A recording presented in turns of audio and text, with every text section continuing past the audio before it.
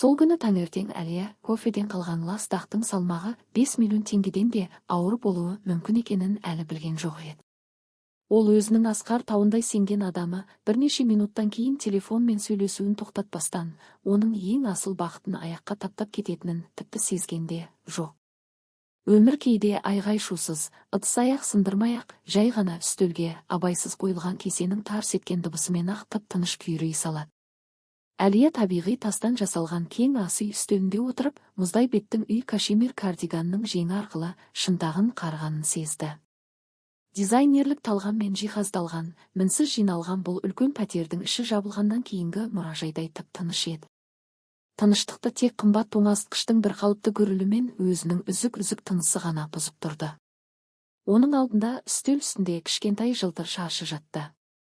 Узи суреті. Ақ-қара түсті түйіршікті сурет, егер мұқият қарасаңыз, кішкентай бейнені ажыратуға болатын еді. Шық мұрын, тығыз қысылған еріндер, бетіне басылған тиіп-тіптей кіп-кішкентай қол. Оның ұлы, тағдырдан тілеп алған көптен күткен кереметі. Кіреберіс есіктің құлпы құрқ етіп ашылды. Әлия селк ете түсіп, инстинктивті түрде ішін қолымен жауып үлгерді. Бұл дыбысты ол мыңның ішінен танитын. Бауыржан есікті әрқашан кешігіп қалатындай, өз өміріне асығыс, төзімсіздікпен басып кіретін. Иә, айттым ғой, шешеміз, оның қатты әрі ашулы дауысы ас үйге өзі келмей тұрып дәлізден естілді. Жоқ, бұл шарттар маған сәйкес келмейді. Келісім шартты қайта жасаңдар. Ол Әлияның сырт киіммен, аяқ киіммен паркет үстінде жүрмеуін 100 рет өтінгеніне қарамастан, бәтеңкесін шешпестен кіріп келді. Бауыржан әдеттегідей мінсіз көрінетін. Қою көк костюмі құйып қойғандай. Білегіндегі швейцариялық сағат жылт-жылт етеді. Бұл Әлияның өткен жылғы мерейтойға жасаған сыйлығы еді. Бірақ бүгін бұл жылтырлық оған театр гримі сияқты жат көрінді. Онымен бірге ас үйге бөтен әйелдің тәтті, әрі ауыр иіс суының иісі, қымбат темекі мен көшенің иісі араласып кірді. Бұл иістер легі Әлияның мұрнын жарып, жүрегін айнытты, бірақ ол тамағына тығылған түйінді жұтып жіберді. Қазір емес. Бауыржан телефонмен сөйлесуін тоқтатпай, кофе қайнатқышқа қарай беттеді. Ол әйеліне тіпті бұрылып та қарамады. Оның қимылдары шұғыл, жұлқынып тұрды. Ол үстел үстінен көзіне түскен алғашқы кесені, түбінде кешегі кеуіп қалған кофенің ізі бар ауыр кесені алып, аппараттың астына қойды. Әлия саусақтарының дірілдегенін сезіп, оны бақылап отырды. Оған тек бір ауыз сөз, бір ғана көзқарас керек еді. Бауыржан деп ақырын шақырды ол, кофе қайнатқыштың гүрілі басылғанда. Ол бұрылмады. Иығымен телефонды құлағына қысып, қасығын сылдырлатып қант араластырып жатты. Мен бос емеспін, деді ол көрінбейтін сөйлесушісінен көз жазбай, шетке қарай. Иә, тыңдап тұрмын, жеткізілім бойынша не болды? Әлия орнынан тұрды. Аяқтары кешке қарай ісініп мақтадай болып сезілді. Ол үстелден суретті алып күйеуіне жақындады. Ол мұны жай ғана шаршағандықтан әдейі істеп жатқан жоқ деп сенгісі келді. Бауыржан, өтінемін, қарашы. Ол суретті дәл оның алдына, қолының жанына қойды. Оның даусы дірілдеп шықты, бірақ үмітке толы еді. Бұл біздің ұлымыз, дәрігер оның жымиып жатқанын айтты. Қарашы, мұрны қандай? Бауыржан ақыры терезеден көзін алды. Ол үстелге қарады, бірақ суретке емес. Оның жүзін ашу қысты, бейне бір әлемді құтқарудан оны бір түкке тұрғысыз нәрсе үшін бөліп жібергендей кейіп танытты. Әлия, көріп тұрсың ғой, мен жұмыс істеп жатырмын. Деп ақырды ол. Дәл осы сәтте, телефонмен сөйлесуін жалғастыра отырып, ол ішінде ыстық кофесі бар ауыр кесені үстелге тарс еткізіп қоя салды. Кесенің астыңғы лас, жабысқақ кофе ізі бар жағы суреттегі сәбидің бетіне дәл түсті. Әлия үшін уақыт тоқтап қалғандай болды. Ол қою, ыстық сұйықтықтың жиегінен қалай асып төгілгенін, қоңыр шалшықтың жылтыр қағаздың үстімен қалай жылдам жайылып, кішкентай бейнені лай қабықпен жауып тастағанын көрді. Әй, сенің де. Бауыржан үстіне шашырған тамшылардан қолын жиіркеніп тартып алды. Әлия, сенің есің дұрыс па? Мына макулатураны менің қолымның астына неге тыға бересің? Құжаттарды бүлдіре жаздадым. Әлия қозғалуға дәрмені жетпей тұрып қалды. Оның ішінде бір нәрсе қатты тартылған ішек үзілгендей ащы дыбыспен үзіліп кетті. Ол ұлының бейнесіне сіңіп бара жатқан даққа қарап тұрып, бұл дақтың қағазға емес, бүкіл өміріне жайылып бара жатқанын сезді. Бауыржан деп сыбырлады ол қағаз майлыққа жармасып. Не істедің? Бұл ғой. Ештеңе етпес, жаңасын шығарып аласың деп ол пиджагының жеңін сүртіп қол сілтей салды. Осыған бола қайғы жасап. Менің мәмілем күйіп бара жатыр. Миллиондар бәске тігілген, ал сен өзіңнің суреттеріңмен мазаны аласың. Болды, уақытым жоқ. Ол қайтадан телефонға көшіп теріс бұрылды. Алло? Иә, мен осындамын. Кешіріңіз, үйдегілер ғой. Бөліп жатыр. Әлия дірілдеген қолдармен суретті сүртті. Пайдасыз. Сәбидің беті бір жола бүлінген еді. Ылғал жылтыр қағаз бұрыс-бұрыс болып толқынданып кетті. Суреттен енді жаңа өмірдің иісі емес, ескі кофе мен немқұрайлылықтың иісі шығып тұрды.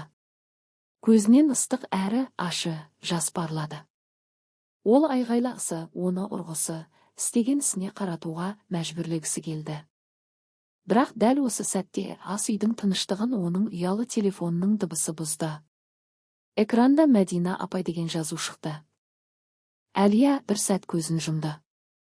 Қазір емес.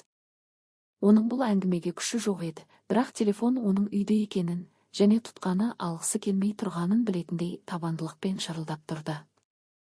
Ол экранды басты. Алло, Мәдина апай, қайырлы. Әлия. Қайын енесінің дауысы құлақ жарды.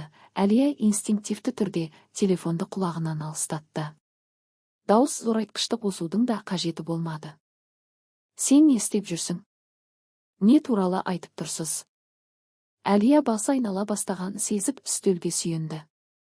Не туралы дейме? Деп қайын енесі шаңқылдай жөнелді. Маған жаңа ғана Бауыржан қоңырау шалды. Оның дауысы дірілдеп тұр. Сен неге күйеуіңнің жүйкесін тоздырасың? Оның үйге келгісі де жоқ. Байғұс балам күні-түні жұмыс істейді, отбасын асырайды, ал сен оған есір көрсетесің. Әлия көзін Бауыржанға бұрды. Ол терезенің алдында еркін тұрып, телефонымен біреуге хат жазып жатыр еді. Оның дауысының дірілдегені түгілі, ешқандай күйзеліс белгісі де байқалмайды. Ол өзіне өте риза сияқты көрінді. Мәдина апай, мен ешқандай есір көрсеткенім жоқ деді, Әлия дауысының дірілдемеуіне тырысып, ақырын, бірақ нық дауыспен.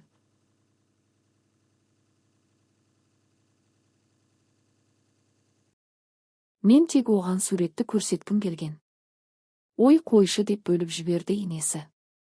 Өзіңді аяй бересің ылғи. Сурет. Сурет. Туасың ешқайда қашпас.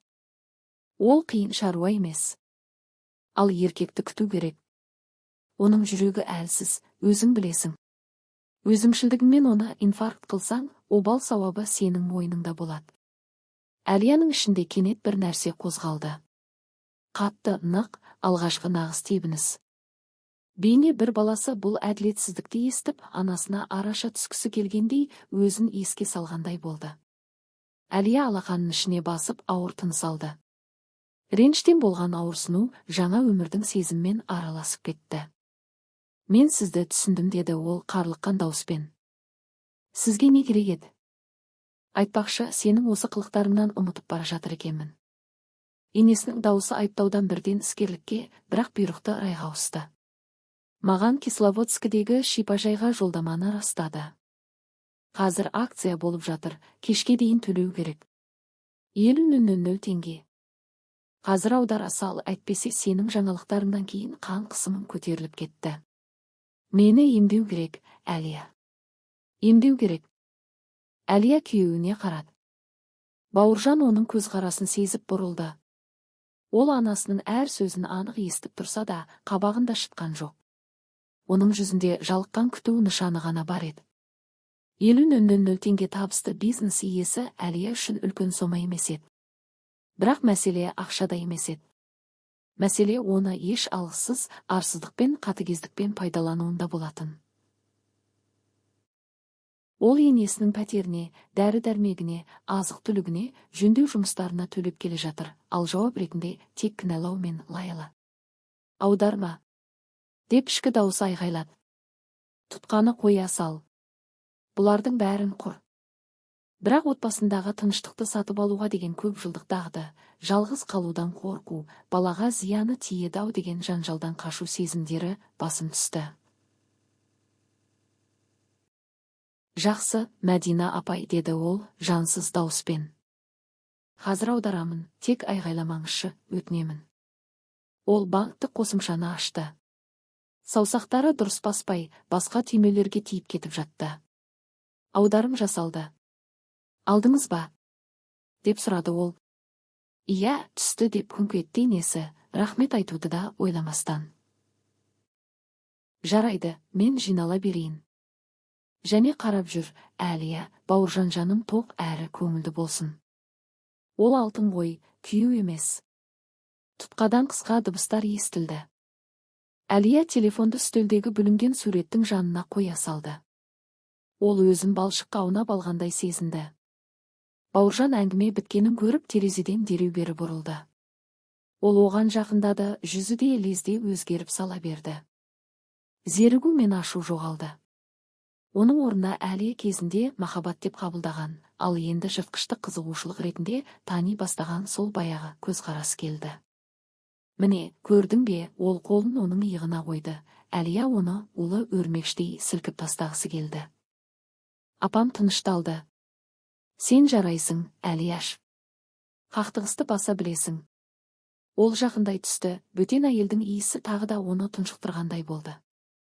Тыңдашы, қаржы туралы сөз қозғалған соң, деді ол сыбырлай, оның көзіне қарап. Мынадай шаруа бар. Көрші жайды білесің ғой. Анау сенің Садоваядағы қонақ үйімнің қасындағы ма? Әлия оның не айтпағын түсінбей басын изеді. Соны сатуға шығарыпты. Өте шұғыл, бірақ қолма-қол ақша, кеш, керек. Дәл қазір, ертең-ақ бәсекелестер алып кетеді. Бауыржан.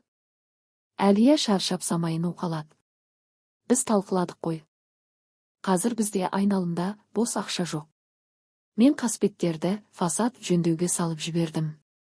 Мен айналымдағы ақшаны айтып тұрған жоқпын, деп бөліп жіберді ол, даусында тағы да төзімсіздіктің салқын нышаны пайда болды. Мен біздің жеке ақшамызды айтамын. Сейфте жатқанда. Әлия сілей тұрып қалды. Сейфтегі. Бауыржан, ол ғой. Ол тиісуге болмайтын хор іңіз.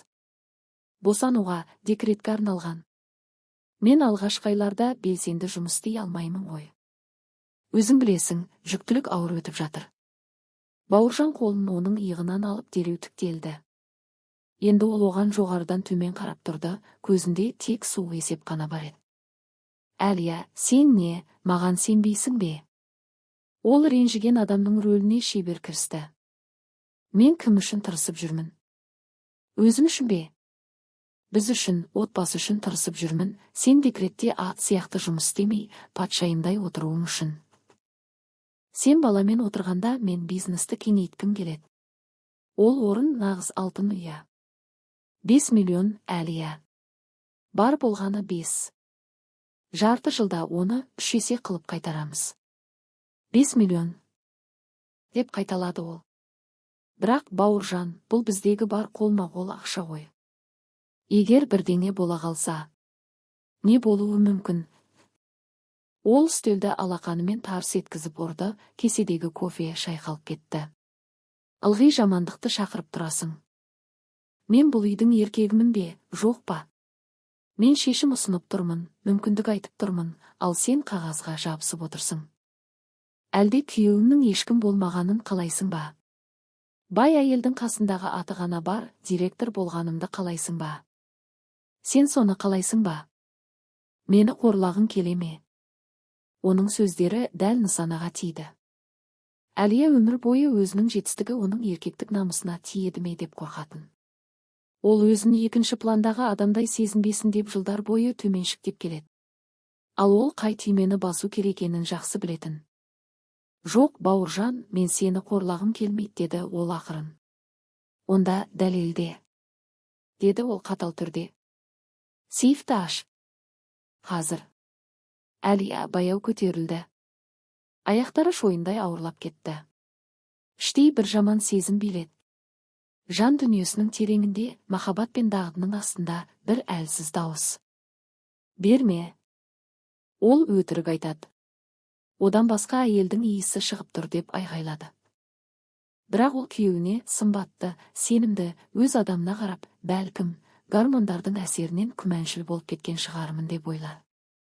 Мүмкін ол шынымен жақсы болсын деп жатқан шығар. Мүмкін осы сенім белгісі соңғы кезде сетіней бастаған некемізді сақтап қалар. Ол үндемей жатын бөлмеге беттеді. Бауыржан оның соңынан қалмай, желкесінен дем алып еріп келеді. Сейфті жауып тұрған суретшетке сырылды. Әлия кодты терді. Саусақтары комбинацияны автоматты түрде есте сақтап қалыпты. Есік сырт етіп ашылды. Ішінде жинақы бумалар, долларлар мен теңгелер, резеңкемен буылған тығыз кірпіштер жатты. Оның жылдар бойғы еңбегі, ұйқысыз түндері, жүйкесі, келіссөздері, оның қауіпсіздік жастығы. Бауыржан оның ақшаны алып беруін күткен де жоқ. Ол алға ұмтылып, иығымен оны итеріп жіберді де, бумаларды ашкөздікпен асығыс жинай бастады. Керемет, керемет деп күбірледі ол, даусында қызба қобалжу байқалды. Өкінбейсің, Әлия. Бұл болашаққа салынған инвестиция. Ол шкафтан спорттық сөмке шығарып, ақшаны соған тоғыта салды. Әлия сияқты ұқыптап емес, бейне бір қоқыс, немесе оңай олжа тапқандай бей-берекет сала салды. Әлия өзін құшақтап қабырғаға сүйеніп тұрды. Ол кенеттен қатты тоңып кеткендей болды. Бауыржан, деп шақырды ол күйеуі сөмкенің сыдырмасын жапқанда. Сен менімен кешкі ас ішесің бе? Мен сүзбе құймақтарын сырнеки жасап едім. Ол әйеліне бейне бір алғаш көріп тұрғандай қарады. Көзқарасы оның жүзіне, ішіне бір сәт түсті де, кідірместен басқа жаққа ауысты. Жоқ, Әлия, мен жүгіруім керек. Мәмілені рәсімдеу керек. Адамдар күтіп отыр.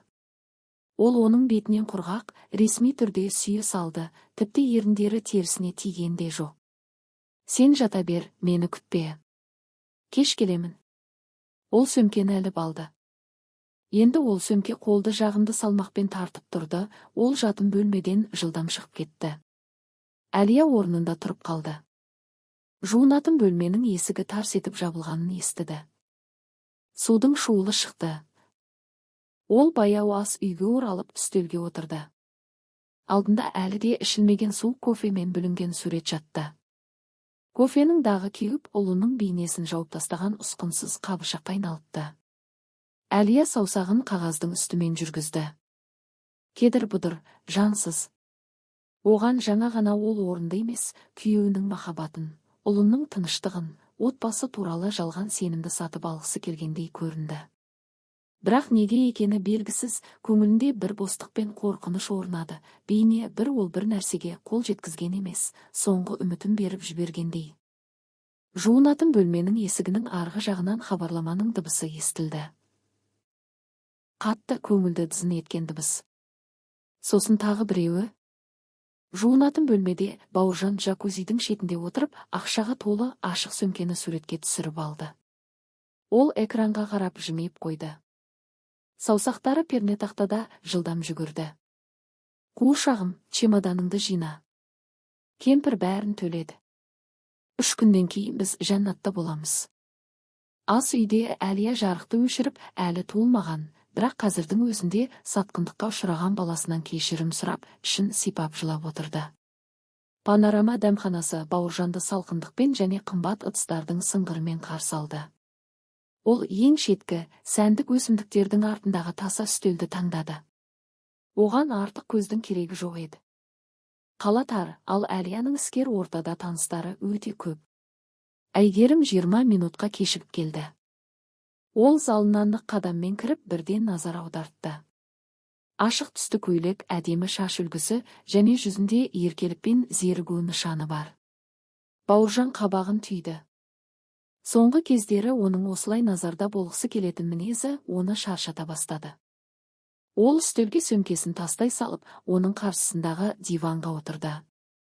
Мына кептелістен әрең шықтым, деді ол сәлемдесудің орнына. Сен маған сүйікті кафемді тапсырыс бердің бе? Бердім, деп қысқа қайырды Бауыржан сағатына қарап. Әйгерім, менің уақытым аз. Әлия кез келген сәтте қоңырау шалуы мүмкін. Әйгерім көзін аспанға шүйіріп шашын түзеді. Әлия, ылғи сенің Әлияң. Тыңдашы, маған бұл бәрі шаршатты. Ол алға еңкейіп жүзі қаталдана түсті. Біз қашан ұшамыз? Сен маған 1 ай бұрын саяхатқа барамыз деп уәде бергенсің. Мен барлық таныстарыма ұшып кетеміз деп айтып қойдым. Ал нәтижесінде не? Мен осы қалада отырып күтіп жүрмін. Бауыржан жан-жағына қарап дауысын бәсеңдетті. Ақырын, бәрі жоспар бойынша дедім ғой. Қандай жоспар? Деп Әйгерім даяша келген кофені ішіп бетін тыжырайтты. Суып қалыпты. Мен мәңгі күткім келмейді. Маған қозғалыс, жаңа әсерлер керек. Егер сен осы аптада мәселені шешпесең, мен жай ғана жалғыз немесе басқа біреумен кетіп қаламын. Бұл ультиматум Бауыржанның намысына тиді. Ол өзінікі деп санаған нәрсені жоғалтқанды ұнатпайтын. Ал Әйгерім ол үшін мәртебесінің статус, дәлел еді. Басқалардың алдында мақтан алатын жас әрі сұлу сер. Ол үндемей телефонын шығарып галереяны ашты. Қара, деп экранды оған бұрды. Суретте ашық спорттық сөмке тұр еді. Ішінде ақша бумалары жинақы тізіліп жатты. Әйгерім қатып қалды. Оның көзіндегі реніш оты бірден сөніп, орнына мүлдем басқа қызығушылық оты жанды. Ол сәл жымиды. Бұның бәрі біз үшін бе? 5 миллион, деді Бауыржан өзіне риза болып, телефонын жасырып. Сонымен қатар менің жиған тергенім бар. Бұл мен өз ісімді бастағанша мұхит жағасында 1 жыл ештеңеден тарылмай өмір сүруге жетеді. Әйгерімнің түрі өзгеріп сала берді. Енді ол Бауыржанға таңдана қарап тұрды. Бауыржан оның дауысы жұмсарып майысты. Сен білесің ғой, мен жай ғана уайымдаған соң айтып жатырмын. 3 күн, деді ол нық дауыспен. Маған бәрін дайындау үшін 3 күн керек. Әлия қазір мазасыз болып жүр. Ол өте күмәншіл. Егер мен қазір ақшамен бірге жоқ болып кетсем, ол таныстарын салып, мені тауып алады. Менің іс сапарға кеткендей болып кетуім керек, сосын іздесе де таппайтын болады. Ал ақша ше? Деп Әйгерім мазасызданды. Олар қайда? Банкте емес шығар. Әйелің ол жақты бақылап отырған болар. Мәселеде сонда, Бауыржан қабағын түйді. Олар әзірге менде, бірақ үйдегі сейф ортақ. Ол кодты біледі. Ал сөмкені өзіммен бірге алып жүру қауіпті. Маған сенімді жасырын орын, тайник керек, ешкімнің ойына да келмейтін жер. Олар дәмханадан бірге шықты. Бауыржанның көңіл күйі көтеріңкі. Әйгерім оған тағы да батырға қарағандай қарап тұрды. Ал көлігінің жүк салғышындағы ақшаның салмағы. Ол ақшаны сөмкеден алып, көліктің ішкі қаптамасының астына тығып қойған еді. Үлкен ойыншықтар дүкенінің витринасының қасынан өтіп бара жатып, Бауыржан қадамын бәсеңдетті. Әйнектің арғы жағында, текшелер мен машиналардың арасында ол отырды. Дәу плюш аю. Бойы 2 метрдей, кофе түсті, жүзі жылы, көздері түймедей жылтырай. Ол бүкіл витринаны алып тұрғандай, жұмсақ табандарын жайып, бейне бір бүкіл әлемді құшақтағысы келетіндей. Қандай сұмдық, деп күлді Әйгерім. Мұндай шаң жинайтын нәрсені кім сатып алады? Ал Бауыржанды ток соққандай болды. Ол аюға қарап тұрып қалды. Басында жоспар бірден құрыла кетті. Керемет, деп сыбырлады ол. Не? Түсінбедім, деді Әйгерім. Керемет сейф, деп жымиды Бауыржан. Балалар ойыншығынан ақшаны кім іздейді? Әсіресе бұл көптен күткен ұлына арналған сыйлық болса. 1 сағаттан кейін Бауыржан үлкен сатып алған затын пәтерге сүйреп әкелді. Аю ауыр әрі ыңғайсыз болды, бірақ Бауыржан шаршағанды сезбеді. Оның бойын құмарлық биледі.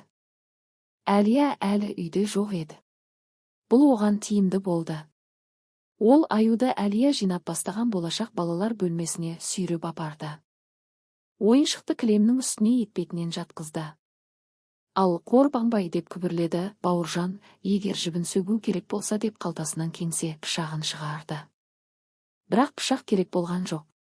Аюдың арқасында қалың жүннің астынан ол сыдырманың басын тауып алды. Толтыруға арналған техникалық саңылау екен. Бауыржан сыдырманы ашты. Ішінде ақмақта синтепух көрінді. Ол дәлізге барып сөмкені алып келді. Ішінен скотчпен мықтап оралған, ақша салынған тығыз пакетті шығарды. Бауыржан қолын аюдың ішіне тереңірек батырып, толтырғышты сырды. Ол пакетті аңның ең түбіне, ішіне қарай барынша терең итеріп, үстінен мақтаны мықтап басты. Қолмен ұстағанда ештеңе білінбейтін болды. Міне болды. Ол сыдырманы жауып, жүнін үрпітіп, іздерін жасырды. Күзетіп отыр, достым, бұл менің жаңа өмірге деген билетім. Ол аюды терезенің жанындағы бұрышқа отырғызып қойды. Ойыншық басын бір жағына қисайтып, өте бейкүнә көрінді. Құлып бұралды. Бауыржан бөлмені жылдам шолып шықты. Сөмке жасырылды, аю орнында. Өзі сабырлы көрінеді. Ол жүзіне сүйікті күйеудің кейпін киіп әлізге шықты. Бауыржан, сен үйдесің бе? Әлияның дауысы шаршаулы естілді. Мен осындамын, Әлияш. Ол құшағын жайып алдынан шықты. Менің саған тосын сыйым бар. Көзіңді жұм. Әлия пальтосын шешіп жатып, сәл ғана жымиды. Таңертеңгі ұрыспен берген ақшасынан кейін ол күйеуінен жақсылық күтпеген еді. Бірақ оның дауысы баяғы қарым-қатынастарының басындағыдай естілді. Тосын сый? Деп сұрады ол, сенің сенбегендей. Қане, сығалама. Ол оның иығынан ұстап, балалар бөлмесіне апарды. Аш. Әлия көзін ашты. Бөлменің ортасында дәу плюш аю отыр еді. Ол сондай үлкен әрі жылы көрінгендіктен бөлме бірден кішірейіп жайлы бола қалғандай болды. Оның мейірімді көздері тура оған қарап тұрды. Әлия аузын қолымен жапты. Күні бойы әрең тыйып жүрген көз жасы тағы да келді. Бұл жолы мүлдем басқаша. Бауыржан, деді ол демін ішіне алып. Бұл бізге, біздің батырымызға, деді Бауыржан есіктің жақтауына сүйеніп, өзіне риза болып. Жақсылыққа үйрене берсін. Әкесі сараң емес. Әлия аюға жақындады. Ол оның жұмсақ табанына бетін тигізді. Оған күйеуінің бұл әрекеті бәрі үшін. Таңғы кофе, дөрекілік, ақша сұраған үшін кешірім сұрағандай көрінді. Ол мұны ұлы үшін сатып алды ғой. Демек ол туралы ойлайды. Демек оған бәрібір емес. Рахмет, деп сыбырлады ол. Ол керемет. Ол кенет бір нәрсе есіне түскендей селк ете қалды. Күте тұршы бір секунд. Әлия бөлмеден жылдам шығып кетіп, 1 минуттан соң қайта оралды. Қолында кіп-кішкентай, көк түсті, тоқылған бір нәрсе болды. Бұл Бауыржан жұмыста кешігіп жүргенде, түнде өзі тоқылған кішкентай нәресте шұлықтары пинетки еді. Ол күйеуі келемеждей ме деп көрсетуге ұялатын, бірақ қазір алғыс сезіммен көрсетуге бел буды. Ол шұлықтарды аюдың дәу табандарына ұқыптап кигізді. Олар алып аюдың бойында өте қызық әрі аянышты көрінді. Сосын ол үй көйлегінің қалтасынан алтын жіппен әрпі кестеленген кең атлас таспаны шығарды. Олар ұлдарының есімін Айсұлтан деп қойғысы келген еді. Таспаны аюдың мойнына байлап әдемі бантик жасады. Міне, солай, деді ол бір қадам шегініп тамсанып қарап. Енді ол нағыз сақшы. Ол біздің балапанымызды қорғайтын болады. Бауыржан оның артында тұрды. Өзінің миллиондары жасырылған жерге мына күлкілі тоқылған шұлықтарды кигізгенін көріп, ашулы күлкісін әрең тыйды. Ия, сақшы, деп ойлады ол. Ол баланы емес, менің болашағымды қорғап тұр, ақымақ әйел. Сенсіз болашағымда. Өте әдемі, Әлия, деді ол дауыстап. Оның дауысында кез келген адам байқайтындай жасандылық көп еді. Бірақ Әлия сенгісі келді. Жарайды, мен жуынып алайын. Бүгін шаршадым. Ол сатқындыққа толтырылған плюш аңды құшақтап қалған әйелін қалдырып шығып кетті. Түнде Бауыржан ұзақ уақыт ұйықтай алмады. Ол қараңғыда әйелінің бір қалыпты тынысын тыңдап жатып, басында жоспарын қайта-қайта пысықтады. 3 күннен кейін Әлия клиникаға жоспарлы тексеруге кеткенде, ол Аюды шығарады, консьержге бала туылғанша шаң жинамасын деп химиялық тазалауға, химчистка беріп жатырмын дейді. Көлікке тиейді, ішін тілетте болды, бостандық. Ол тағдырдың ол үшін өз сценарийін дайындап қойғанын, және бұл плюш сақшы онда басты рөлді ойнайтынын білген жоқ еді. Сәрсенбінің таңы қарбаласпен басталды. Бауыржан бейне бір инвесторлармен маңызды кездесуге бара жатқандай пәтер ішінде жүгіріп жүрді. Ол қобалжып, заттарын түсіріп алып, галстугін 2 рет қайта байлады. Әлия ас үйден оған қарап, тіпті дәмін де татпаған сұлы ботқасын араластырып отырды. Сурет бүлінген оқиғадан кейін олардың арасында үлкен қабырға пайда болған еді. Бауыржан оны бұзуға тырыспады, ал Әлияның оған күші жетпеді. Мен бүгін кешігемін деді ол кофені асығыс ішіп қалталарын тексеріп жатып. Телефон сөндірулі болуы мүмкін.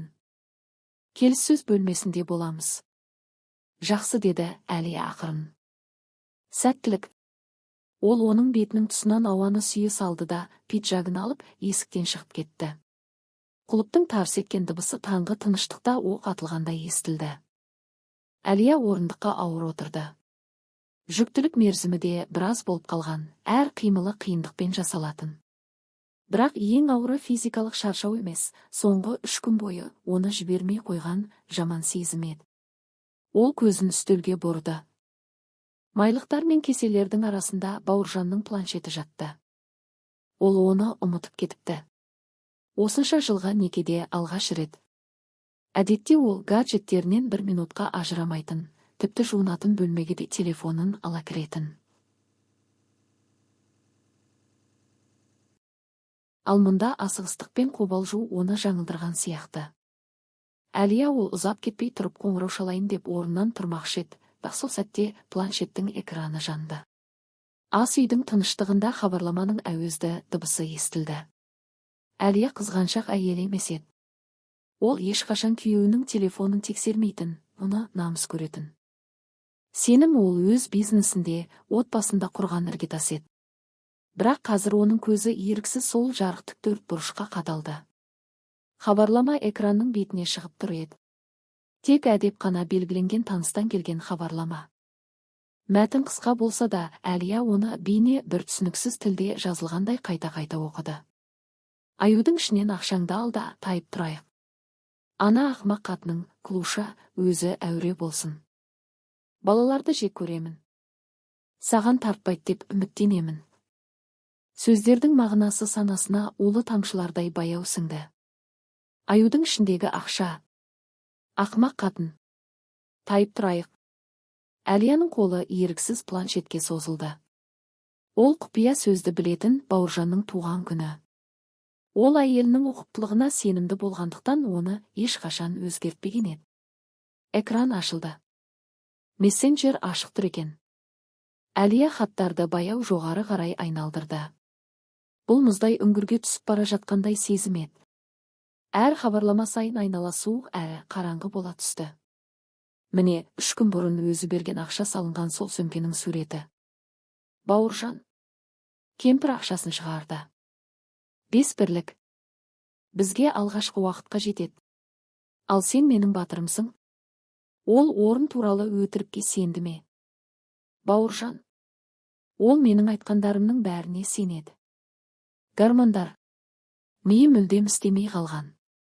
Әлия жүрегі айнып құсқысы келгенін сезді. Ол ары қарай өткенге үңілді. 1 ай бұрын. Олардың мерейтойындағы сурет. Бауыржан оны құшақтап жымиып тұр. Оның астындағы көңілдесіне жазған хаты. Шыда, жаным. Мен біздің өмірге деген билетімізді дайындап жатырмын.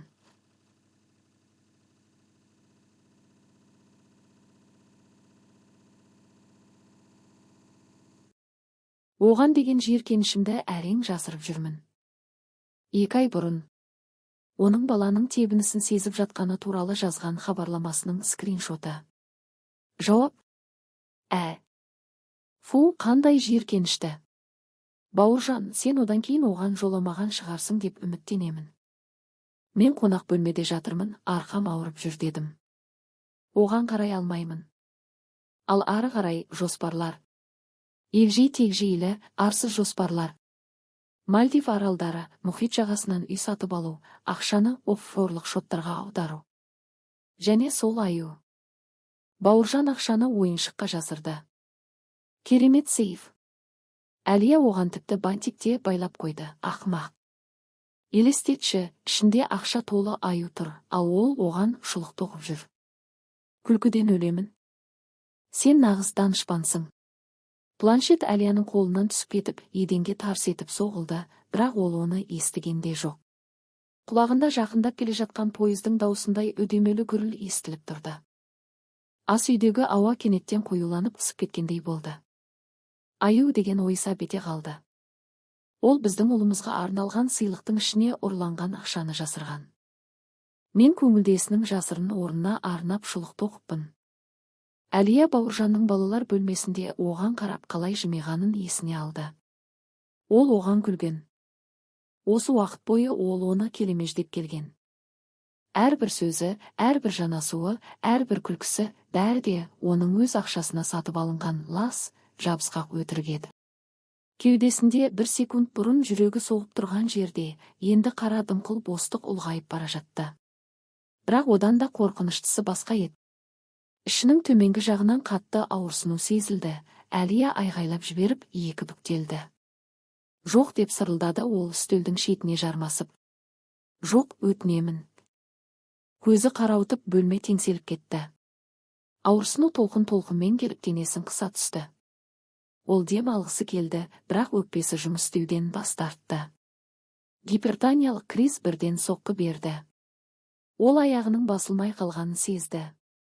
Құлап бара жатып, ол тек бір нәрсені ойлап үлгерді. Балам. Еденге құлағандағы дыбыс күңгірт шықты. Әлия мұздай кафелде бүктеліп жатып, өмірінің бойынан ағып бара жатқанын сезді. Айналадан қараңғылық қаптап келді, бірақ ауырсыну арасынан ол жанында жатқан планшеттің экранындағы соңғы хабарламаны көріп тұрды.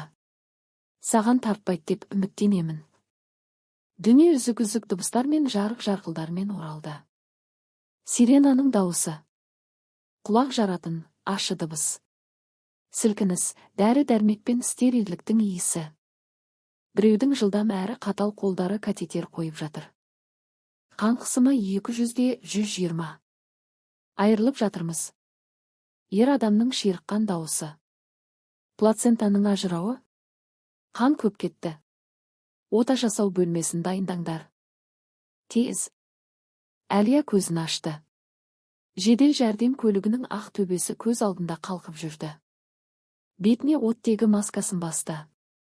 Ол қолын көтеріп дәрігердің халатынан ұстағысы келді. Саусақтары тыңдамады. Құтқарыңдар деп сыбырлады ол масканың ішінен. Дауысы құрғақ жапырақтай сыбдырлап әлсіз шықты. Тек соны. Құтқарыңдар. Оның үстіне еңкейген жас фельдшер бір сәтке көзін тайдырып әкетті. Осы қысқа көзқарастан Әлия үкімді оқыды. Ол маған. Бәрі жақсы болады деді. Жүргізушіге. Тез айда, үлгермейміз. Деп айғайлады. Қараңғылық оны тағы да басты, бірақ бұл жолы ол есінен тану емес, есірткілік наркоздың суық қараңғылығы еді. Оның сезген соңғы нәрсесі ота жасау бөлмесінің көзді қарыған жарық шамдары, және өзі үшін емес, мына дүниені көріп үлгермеген нәресте үшін болған жан түршігерлік қорқыныш. Ояну өте ауыр болды, бейне бір оны терең судан жағаға шығарып алғандай, алауатым ащы тікенді көрінді. Әлия көзін ашты. Қарқынды терапия палатасы. Құрылғылардың шиқылы. Мөлдір тамшылар мен секундтарды санап тұрған тамшылатқыш. Ол қозғалып еді, ішіндегі бостықты бірден сезді. От болып жанып тұрған ота ізінің ауырсынуы емес, ішіндегі қорқынышты, құлақ тұндыратын бостық. Кеше ғана өмір бүлкілдеп, кішкентай өкшелер тебініп тұрған жерде енді тыныштық орнаған. Бұл тыныштық есеңгіретіп тастады. Есік ашылды. Оның жүктілігін бақылаған шаршаулы көзді қарт дәрігер кірді. Ол көзілдірігін шешіп, Әлияға қарамай халатының шетімен сүртті. Әлия Сергеевна. Деп бастады ол ақырын. Ол қайда? Деп сұрады Әлия. Оның даусы жат, қарлыққан, 100 жастағы кемпірдігіндей естілді. Дәрігер күрсініп жақынырақ келді. Орындыққа отырды. Біз қолымыздан келгеннің бәрін жасадық, деді ол қолына қарап. Плацента өте жылдам ажырап кетті. Гипоксия, оттегі жетіспеушілігі тым ұзаққа созылды. Біз отаны бастамай тұрып, ұл баланың жүрегі тоқтап қалған еді. Әлия төбеге қарап жатты. Көзінен ыстық, ашы жас бірінен соң бірі ақты. Ол айғайлаған жоқ. Оның айғайлауға күші де қалмаған еді. Оның жаны күлге айналды. Сізді әрең алып қалдық, деп жалғастырды дәрігер. Қан көп кетті. Сізге тыныштық, қалпына келу керек. Кетіңіз, деп сыбырлады ол. Әлия Сергеевна, мен сіздің қайғыңызды түсінемін. Кетіңіз, деп айғайлап жіберді, құрылғылар мазасыздана шиқылдай бастады. Дәрігер есікті ақырын жауып шығып кетті. Әлия өз бостығымен жалғыз қалды. Ол жоқ нәрсені қорғағысы келгендей ішін қолымен басты. Ол бостықты сипап, ернін қан жоса қылып тістеп үнсіз егілді. 1 сағаттан соң палатаға келушіні кіргізді. Бауыржан қолына ақ лилия гүлдерін ұстап, аяғының ұшымен ақырын кірді. Ол жүктілік кезінде иісінен жүрегі айнитын дәл сол гүлдер еді. Ол мінсіз киінген, бірақ галстугын сәл босатып, қайғыдан қан жылаған әкенің кейпіне еніпті. Ол төсектің жанына келіп гүлдерді тумбочканың үстіне қойды. Әлия. Оның дауысы дірілдеп шықты. Бұл алдын ала дайындалған театрлық діріл еді. Дәрігер айтты. Біздің ұлымыз енді жоқ. Әлия басын баяу бұрды. Ол оған қарап тұрып, бейне бір бейтаныс, қорқынышты адамды көріп тұрғандай болды. Ол күйеуін емес, оның ақшасын ұрлаған ұрыны көрді. Ол көңілдесімен бірге өзіне күлген сатқынды көрді. Ол өз ұлының өлтірушісін көрді. Оның сол хабарламасы баланы өлтірді ғой. Оның ашкөздігі мен арсыздығы осы соққыға себеп болды. Қалайсың? Бауыржан оның қолынан ұстағысы келді. Әлия қолын ысып тұрған темірден тартқандай жұлып алды. Маған жолама, деді ол ақырын. Бауыржан абдырап қалды, бірақ бірден түсіністік маскасын киді. Түсінемін, саған ауыр. Маған да ауыр, жаным. Біз жеңіп шығамыз. Біз күштіміз. Дәрігер. Сен жассың, тағы да көреміз, деді. Ал қазір. Бәлкім, бұның да бір жақсылығы бар шығар. Ол сөз таба алмай мүдірді. Қазір бизнесте сондай қиын кезең. Сен әлсізсің, саған қалпына келу керек. Бала бұл үлкен салмақ жүк. Оның әрбір сөзі олардың некесінің табытына қағылған шегедей еді. Жақсылығы бар, деп іштей қайталады Әлия. Кет, деді ол оның көзіне тура қарап. Оның жанарында жас жоқ, тек мұздай жек көрушілік қана бар еді. Әлия, саған не болды? Мен сені қолдауға келдім ғой. Осы сәтте тумбочкада Әлияның телефоны дірілдеді. Экранда Мәдина апайдың аты шықты. Әлия қозғалмай экранға қарап отырды.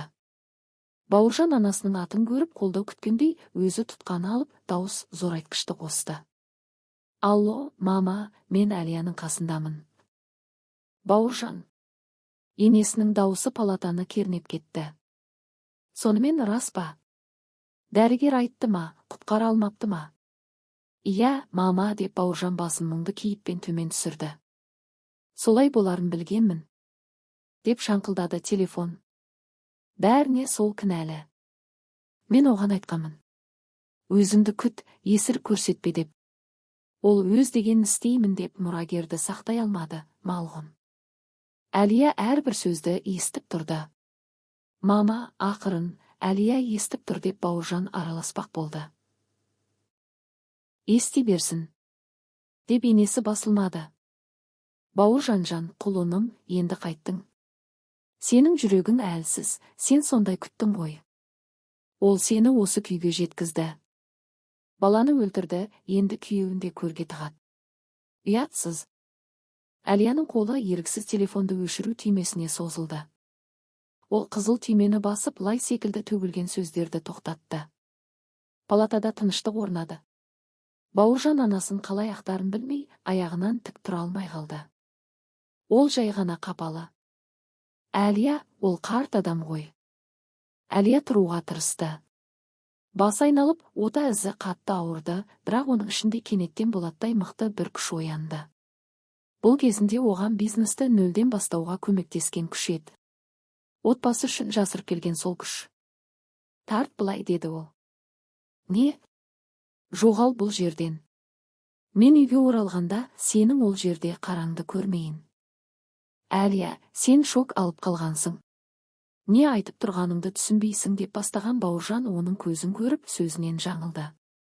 Оның көзінде сондай бір қараңғылық бар еді, ол тіпті қорқып кетті. Ол есікке қарай шегіне берді. Мен ертең келемін, сен тынышталған соң. Ол сасық иісті лилияларын қалдырып дәлізге атып шықты. Әлия әрең дегенде қызметкерлерді шақыру түймесіне қолын жеткізді. Медбике кіргенде ол боп-боз болса да нық шешіммен төсектің шетінде отыр еді. Менің дәрігерім қайда? Деп сұрады ол. Сізге тұруға болмайды. Деп медбике шошып кетті. Дәрігерді шақырыңыз. Мен ауруханада жатудан бас тартатыным туралы қағаз жазамын. Сіз не айтып тұрсыз? Сізде ота ізі бар, қан қысымыңыз жоғары, жолда өліп кетуіңіз мүмкін. Әлия медбикеге қабынған құрғақ көздерімен қарады. Мен онсыз да өліп қалғанмын, деді ол. Бұл жерде маған істейтін ештеңе жоқ. Маған үйге керек. Оның ол жерде бітірмеген бір шаруасы қалып еді. Бір сағаттан соң барлық жауапкершілікті өз мойнына алып, Әлия клиниканың есігінен шықты. Ол әлсіздіктен теңселіп тұрса да, такси күтіп тұрған еді. Оған үйге керек еді. Балалар бөлмесінде бейкүнә жымиып, оның басқарасының куәгері мен бақытының қабірін қазушы үлкен плюш аю отырған сол пәтерге. Ол жай ғана үйге емес, ол өткенін жоюға бара жатыр еді. Пәтер Әлияны тыныштықпен қарсы алды. Бірақ бұл бұрынғы жұмыстан шаршап келгендегі жайлы тыныштық емес еді. Бұл қабірдің тыныштығы еді. Ауа тазарту жүйесі істеп тұрса да, іші шаң мен қымбат ағаштың иісіне, әрі өмірдің жоқтығына толы еді. Әлия пальтосын шешкен жоқ. Ол тоңып тұрды. Бұл суық оның ішіндегі екінші жүрек соғып тұрған, енді жаңа ота ізі сыздап тұрған жерден шығып жатты. Дәрігерлер оған ауыр көтеруге, мазасыздануға, тұруға тыйым салған еді. Бірақ ауырсынуда тыйым бола ма? Ол жарықты қоспай, дәлізбен жүріп өтті. Аяқтары оны нәрестені құшақтап кіруді армандаған сол есікке алып келді. Балалар бөлмесінің есігі. Әлия есікті итеріп ашты. Бөлме терезеден түскен кешкі сұрғылт жарыққа толы еді. Мұнда бәрі жаңа өмірге дайын тұр еді. Бесік, шкаф, кітап сөрелері. Ал бұрышта дәу табандарын жайып, ол отырды. Аю. Қараңғыда оның түйме көздері қорқынышты жылтырайды. Ол жіппен тігілген күлкісімен жымияды, енді бұл күлкі Әлияға мысқыл болып көрінді. Сен? Деп сыбырлады ол құлап қалмау үшін есіктің жақтауына сүйеніп. Ол сондай үлкен, жұмсақ әрі жайлы болып отырды. Мойнында әлі де сола әрпі кестеленген атлас таспа бар. Ал табандарында сол көк түсті тоғылған шұлықтар. Әлия сол шұлықтарға қарап жүрегі айныды. Ол оларды қалай тоқығанын есіне алды. Әрбір ілмегін, ақырын музыка тыңдап отырып, кішкентай аяқтардың осыны киіп тепсінгенін елестетіп еді. Ол оған бүкіл махаббатын, дұғаларын салып еді. Ал Бауыржан оларды қалжыңға, өзінің лас ақшасын жасыратын бүркемеге айналдырды. Ол оларды сатқындықтың ақысы жатқан жасырын орнына кигізді. Бұл аю бәрін көрді. Ол Бауыржанның оның ішіне ақша тыққанын естіді. Ол Әлияның көңілдестің сейфіне шұлық тоқып жүрген ақымақ екенін білді. Енді бұл ойыншық емес, ол өтіріктің идолы еді. Арсыздыққа толтырылған құбыжық. Мен сені көргім келмейді, деді Әлия бос бөлмеге. Мен сендердің бәріңді жадымнан өшіремін. Ол аюға жақындап еңкейді де, оның жүнді құлағынан ұстады. Оған шұлықтарды шешіп алу керек еді. Санасы. Шеш, бұл естелік, бұл қол өнер, тастама деді. Бірақ қолдары тоқылған жүнге тиюден бас тартты. Ол жиіркенді. Оған бантикке немесе шұлыққа тисе, күйеуі оны батырып кеткен сол ласқа өзі де былғанатындай көрінді. Жоғал, деп айғайлады ол. Әлия Аюдың кеудесінен құшақтап тартты. Ол 2 күн бұрын ота жасаған әйел үшін тым ауыр болды. Ішінің төменгі жағынан қатты ауырсыну сезіліп, ол айғайлап жіберді. Бірақ физикалық ауырсыну оның жанын емдегендей болды. Ол жанын ауыртып жатқан қайғыны басып тастады. Тісін шықырлатып, Әлия 2 метрлік дәуді еденмен сүйрей жөнелді. Ол табандарымен кілемге жабысып, есікке кептеліп, бейне бір қарсыласқандай болды. Жоқ, сен бұл жерде қалмайсың деп сырылдады ол, оны дәлізбен шығуға қарай сүйреп. Лифт, тұрақ оның джипінің жүк салғышы. Үлкен ойыншықты ішіне сыйғызу нағыз сынақ болды. Әлия оны итеріп, бүктеп, оның қымбат салонының былғанышына да, өз күшіне де қарамады. Аю оған жүк салғыштың түбінен шыны көздерімен қарап тұрды, ал табандағы көк шұлықтар оның қайғысын келемеждегендей көрінді. Ол жүк салғыштың қақпағын көлік теңселіп кететіндей қатты жауып, рульге отырды. Қолдары дірілдегені соншалық, оталдыру түймесін әрең басты. Қайда? Тек үйдің жанындағы қоқысқа емес. Ол жерде көршілер көріп қоюы мүмкін. Сұрақтар басталады. 5-ші қабаттағы бай әйел жынды болыпты, ойыншықтарды лақтырып жүр деп. Оған назар керек емес. Оған ұмыту керек. Ол бір жерді білетін. Қаланың шетіндегі үлкен қоқыстар тасталатын алыс полигон. Қала бітіп өлі аймақ басталатын жер. Көлік тұрақтың тегіс бетоннан жылдам шығып кетті. Жол 40 минуттай уақытты алды. Әлия орталықтан алыстаған сайын айнала көңілсіз бола түсті. Аспанды сұр бұлттар торлап төмен түсіп алған. Ұсақ, жағымсыз жаңбыр сіркірей бастады.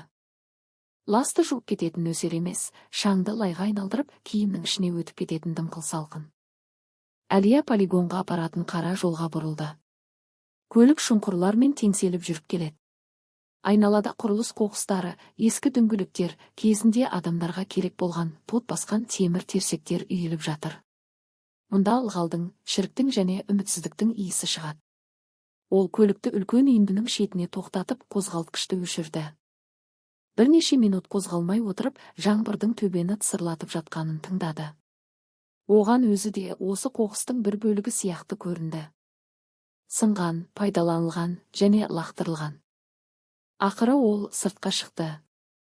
Суық жел оның бетіне соғып, ашық пальтосының ішіне кіріп кетті. Әлия жүк салғышты ашты. Аю ол жерде жайлы әрі құрғақ болып жатты. Қош бол, деді ол. Жұлқып қалды.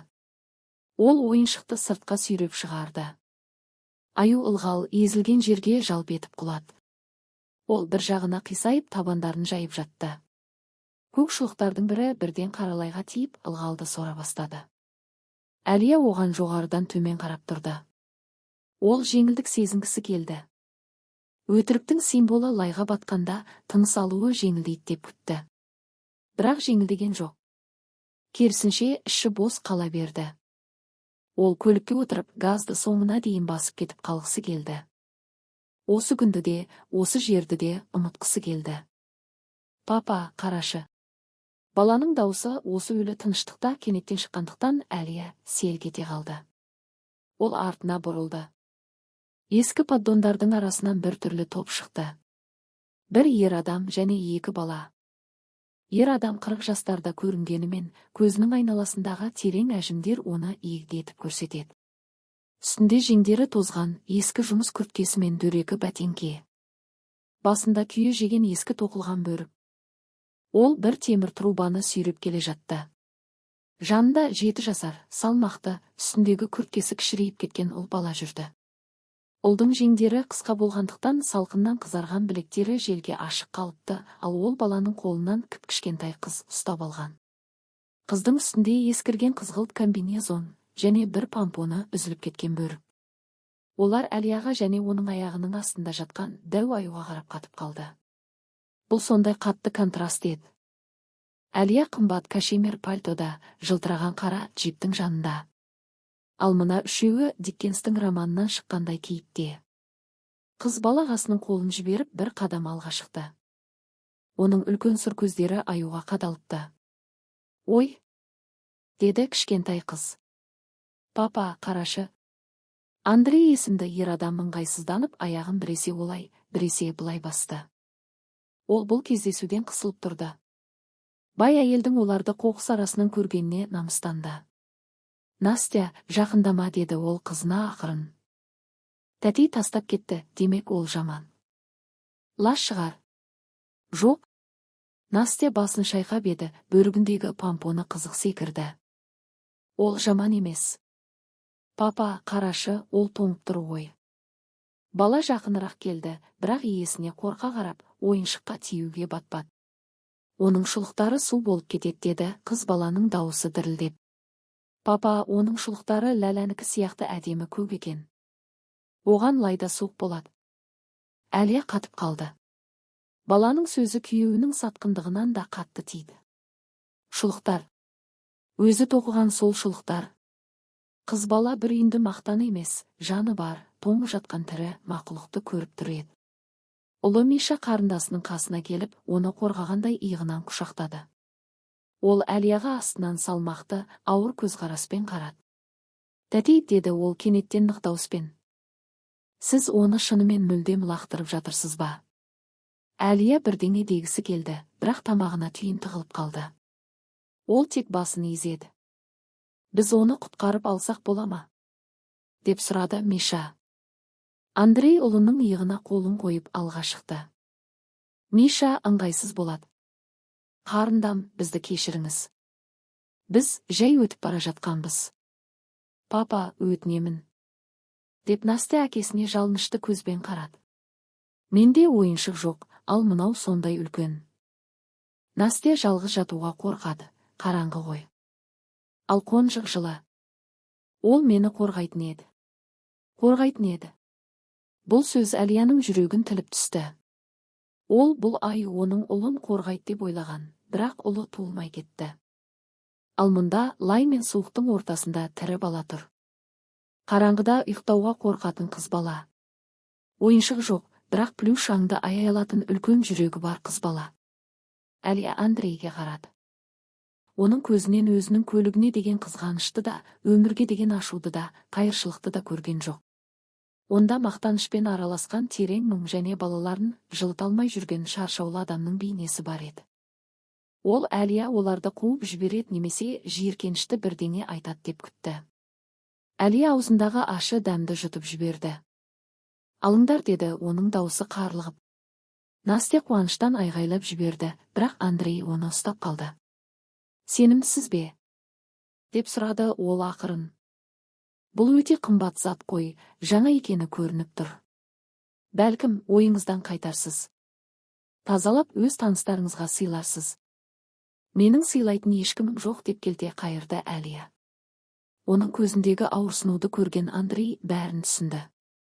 Ол мән-жайды білмесе де, бұл көзқарасты таныды. Бәрінен айырылған адамның көзқарасы. «Алыңдар», деді ол жұмсақ дауыспен, «шұлықтармен бірге алыңдар. Маған бұлар енді керек емес. Ол сіздің қызыңызды жылытсын. Менің баламды қорғай алмаса да».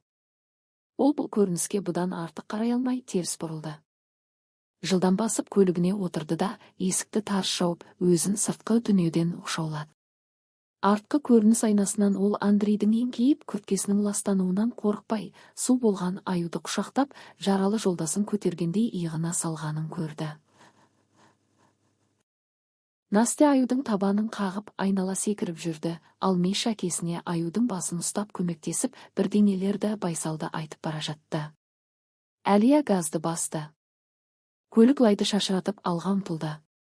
Көзінен аққан жас жолды көруге кедергі келтірді. Ол рульді ұрып, еңіреп жылады. Ол аю үшін жылаған жоқ. Ол мына дүниеде суықтың көптігінен, тіпті плюш аңдардың да құтқаруға мұқтаж екеніне жылады.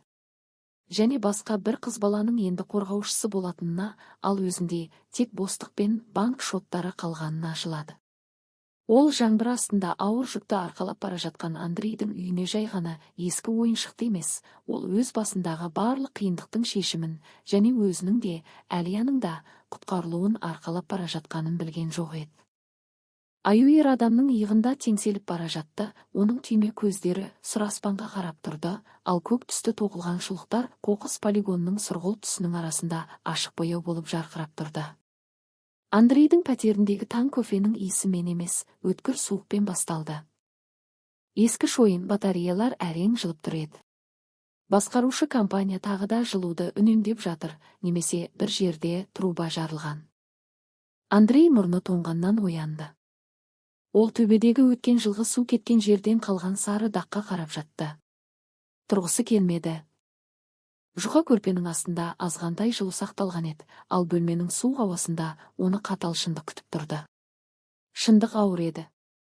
Көрші бөлмеде Настя қозғала бастады. «Папа, су?» деді, ол ұйқылы ояу. Андрей жаман ойларды қуып, орнынан атып тұрды. Сөгілуге болмайды. Оның 2 баласы бар, олардың өмір мен жар арасындағы жалғыз тірегі. «Қазір, батырым, қазір жылынамыз», деді ол дауысы қарлығып шықса да. Ол иісі сіңіп кеткен ескі жүн жейдесін киіп ас үйге шықты. Ол газдың 4 конфоркасында жағып жіберді. Көгілдір жалын гүрілдеп, ылғалды сәл де болса қуа бастады.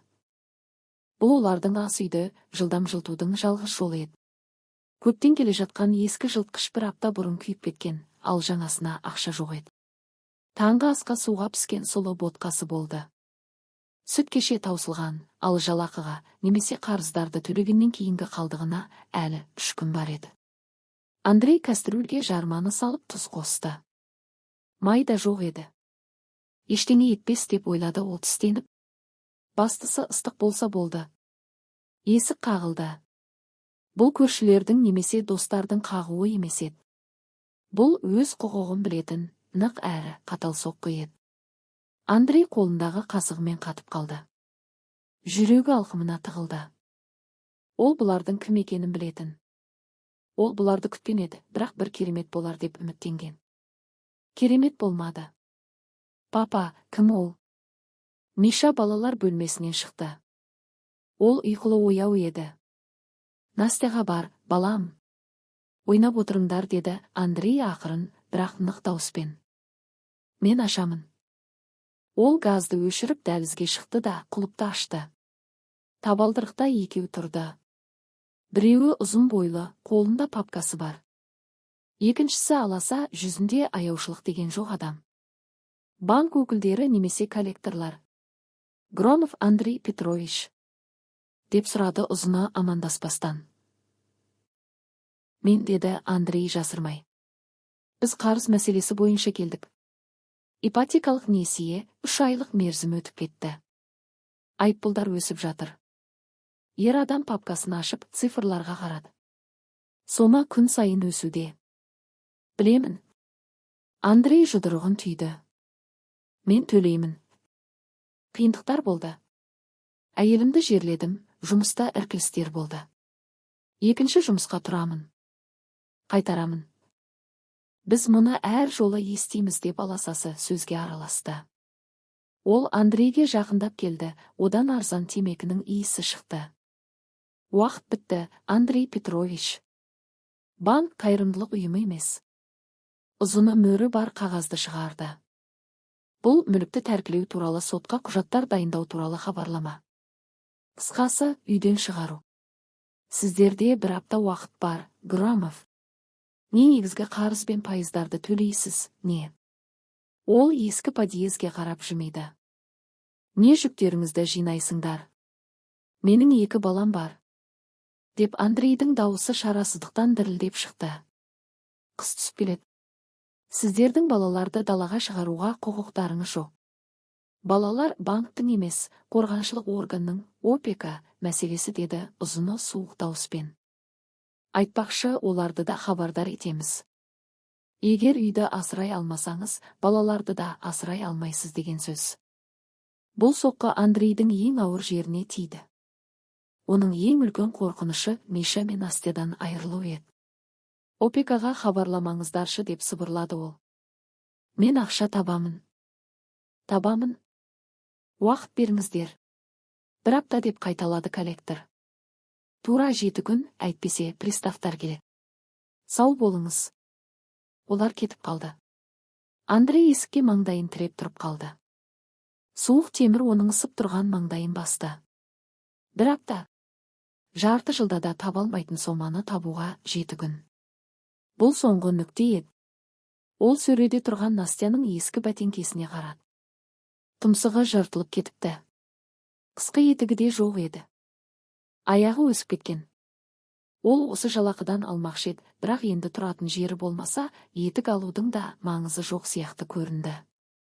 Папа, олар кетті ме? Мишаның ақырын шыққан дауысы оны есін жиғызды. Андрей селк етіп жүзіне жалған күлкі үйірді. Кетті, балам, есіктен адасып кетіпті. Қане, тамақ ішейік. Таңғы ас үнсіз өтті. Балалар әкелерінің мазасыздығын сезді.